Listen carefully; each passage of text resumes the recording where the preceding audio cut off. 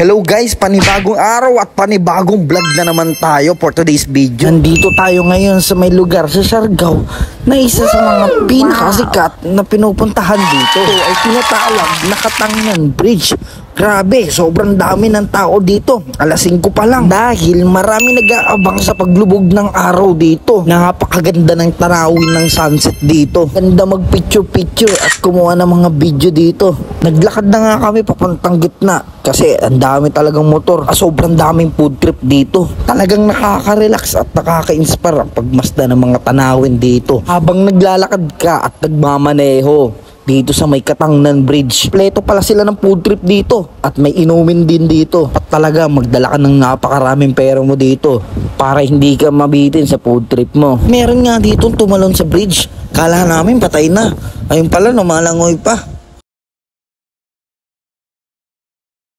At sa mga oras na ngayon, di na namin natabutan yung sunset. Dami namin dinaanan kanina. Medyo napagod na.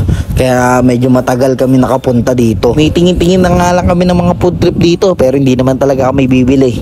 Ang Katangian Bridge ay bahagi ng bagong 3-point system dito sa may Siargao. Ito ay nag-uugnay sa General Luna at ilang kalapit na mga barangay at munisipalidad tulad ng Santa Cruz, Santa Fe, Libertad, Bitoonan at Katangian Bridge ay nag-aalok ng magandang tanawin ng sunset at nagbibigay ng dagdag atraksyon paglalakbay sa Siargao Island. Lumalalim na nga ang gabi at marami na rin ng mga tao dito. At maya-maya lang mapupuno na ng mga food trip yan. Sobrang saya talaga makapunta sa mga ganitong lugar. Nakaka-relax at panandaliang mawawala ang iyong mga problema. Kaya piliin mo lagi ang maging masaya sa araw-araw. Dahil ang buhay, napakaikli lang. Di mo alam kung kailan ka mawawala sa ibabaw ng mundo. Maging mabuti at gumawa lang ng tama sa ating mga kapwa. At maraming salamat nga pala sa mga nanonood. Huwag niyong kalimutan i-like and subscribe ang ating YouTube channel para lagi kayong update sa ating mga video. Dahil araw-araw na tayo mag-upload ng ating mga video.